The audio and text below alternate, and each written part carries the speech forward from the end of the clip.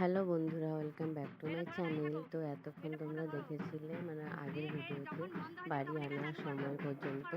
এখন হলো বাড়ি নিয়ে চলে এসেছে। আর বাড়িটা কে কে এনেছে জেনেই গেছো, আমার ভাই আর ওই যে যে কাকুটা কাজ করে সেই কাকুটা। একটা হলো মা মনসার, একটা হলো মা কালীর।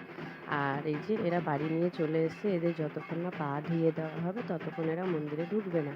তো যেহেতু বাড়িতে আমি আর কি সবার আগে পাটা ধুয়ে দিই সবার আগে। যখন বিয়ে হয়নি তখন আমি ওদেরকে ধরে ধরে নিয়ে আসতাম, যারা বাড়ি নিয়ে আসতো। কিন্তু এখন যেহেতু আমার বিয়ে হয়ে গেছে, আমি পরবর্তীতে হয়ে গেছি, তাই ওদেরকে আমি ধরতে পারি না, ওরা নিজে নিজেই আসে। তো পাটা ধুয়ে দেওয়ার পরে ওরা যাবে যে ঘটগুলো নিয়ে আসবে, সেই ঘটগুলোকে স্থাপন করে দেবে, মানে ঠাকুরমশাই ওদের মাথা থেকে নিয়ে বসিয়ে দেবে। তারপরে মা বলবে যে ঠিক আছে কিনা বা কিভাবে রাখবে, কোন দিকে মুখ করবে, সেইভাবে করে একদম সোজা করবে। তো আমি আস্তে আস্তে আমার ভাইয়ের, ওই কাকুর, তারপরে আমার মায়ের, বৌদির, ঠাকুরমশাইয়ের সবার আর কি পা ধুয়ে দিলাম। তারপরে ঠাকুরমশাইয়ের পা ধুয়ে দেওয়ার পরে হলো গিয়ে এই যে আমি এখন দাঁড়ালাম। আর আমরা হলাম গিয়ে, দেখতেই পেয়েছো, আমি, তোমাদের দাদা ভাই আর শ্রেয়সী, মানে তিনজনে একই রকম জামা পরে আছি, মানে একই কালারের। তো ঠাকুরমশাই কি হয়েছে, এখনো আসেনি। ঠাকুরমশাই পা ধোয়ালাম বলতে ঠাকুরমশাইরা পা ধুয়ে দিতে হয়। তো ঠাকুরমশাই অন্য রাস্তায় চলে গেছে আর আমরা অন্য রাস্তায়। তো তা করতে করতে দেখছি যতক্ষণ না ঠাকুরমশাই এসছে ততক্ষণ ওরা মাথা থেকে নামায়নি। তারপরে ঠাকুরমশাই আসলো, তখন মাথা থেকে নিয়ে নামালো।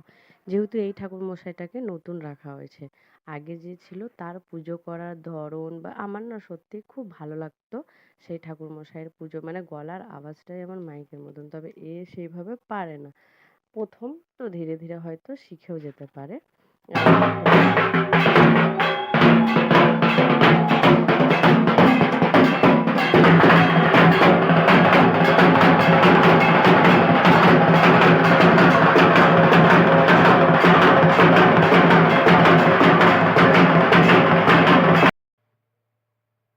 এবার হলো ঠাকুরমশাইয়ের সব কিছু যোগাযন্ত্র তো করাই আছে, ঠাকুরমশাই পুজোয় বসবে।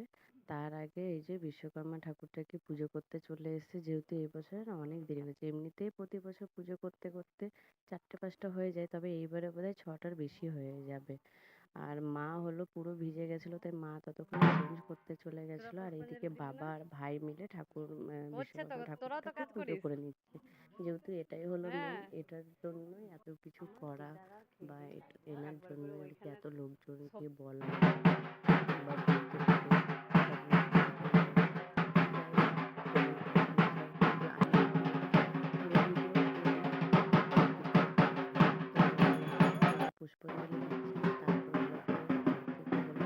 আর এই যে যাচ্ছে বাবার ভাইয়ের, বাবার গাড়ি, ভাইয়ের গাড়ি, তারপরে কাজের যে গাড়িগুলো হয় সেই গাড়ি, সব গাড়ি টাড়ি, তারপর কাজের জিনিসপত্রগুলো পুজো করতে গেল ফুল দিয়ে। আর আমি তার মধ্যে একটু জামাটাকে চেঞ্জ করে নিয়েছিলাম, কাপড়টাকে। এটা সুতির, যেহেতু একটা পরেছিলাম, তবে সেইটা একটু গরম গরম লাগছিল, তার জন্য এটাই আমি পরে নিলাম। সুতির, মানে গরম আজকে খুব দিয়েছে, তাই এইটা পরলেই বেশ সুবিধা হবে। আর লোকজনকে খেতে টেতেও দেওয়া হচ্ছে, তো এটাতেই সুবিধা হবে। তো ঠাকুরমশাই যে পুজো চালু করে দিয়েছে এইদিকেও। আর দেখতে কত সুন্দর লাগছে না সব সাজানোর পরে, যেমন একটা মেয়ের বিয়ে হলে নতুন বউকে কেমন লাগে সেরকম আর কি লাগছে আমাদের। আর এইবারে ঠাকুরটার মূর্তিটা একদম পুরোই স্পট আছে,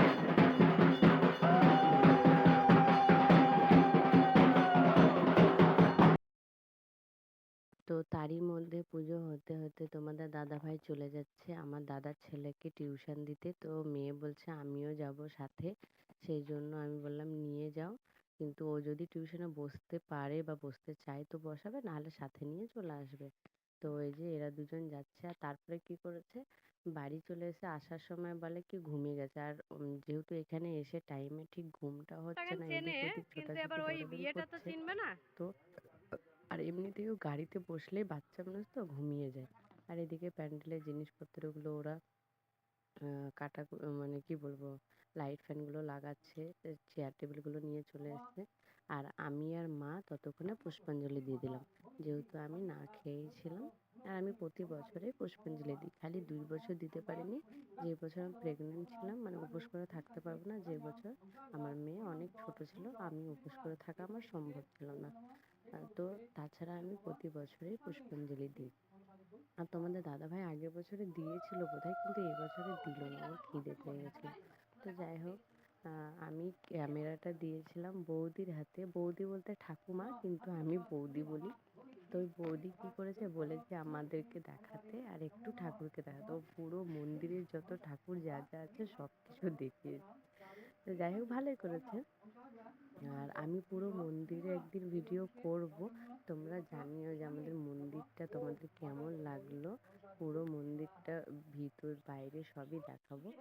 তো এই যে এদিকে আমাদের পুষ্পাঞ্জলি দেওয়ার পরে বৌদি আবার, মানে এটা আবার আমার দাদার বউ, বৌদি আবার লুচি টুচি করার জন্য আটা মাখছে। আর আমাকে বলছে যে বলবি না হ্যালো গাইজ, এই যে আমার বৌদি আটা মাখছে। তো আমি বললাম হ্যাঁ দাঁড়া বলছি। তো লুচিটা মাখছে, যেহেতু মা বাবা ভাই খাবে না ভাত, সেই কারণে। আর বাকি তো সবার সকালে তরকারি ঘুগনি হয়েছিল, মুড়ি, তারপরে রান্নার জন্য ভাত তরকারি এসব হয়েছিল। তো লুচিটা এই যে বৌদি ভেজে নিয়েছে, আর বৌদির মেয়ে হলো গিয়ে একটু হেল্প করছে। আর এটা আমার বন্ধু শয়তান, আসতে বলেছিলাম আজকে 4 দিন 5 দিন ধরে আসেনি, আর আজকে এসছে 5 মিনিট দেখা করে চলে যাচ্ছে। তো বৌদির লুচি ভাজাও হয়ে গেছে, মা ওরা খাবে। আর আমি তারপরে আর কোনো ভিডিও শ্যুট করতে পারিনি। এই যে রাতে ঘুমিয়ে গেছি, তাও 12টার উপর বেজে গেছে। মানে শরীর টরীর আর ভাল লাগছে না, চলছে না, তাই ঘুমিয়ে গেছি, মানে শুয়ে পড়লাম আর কি। তো তোমাদের ভিডিওটা কেমন লাগলো অবশ্যই জানিও। দেখা হবে পরের ভিডিওতে। ততক্ষণ তোমরা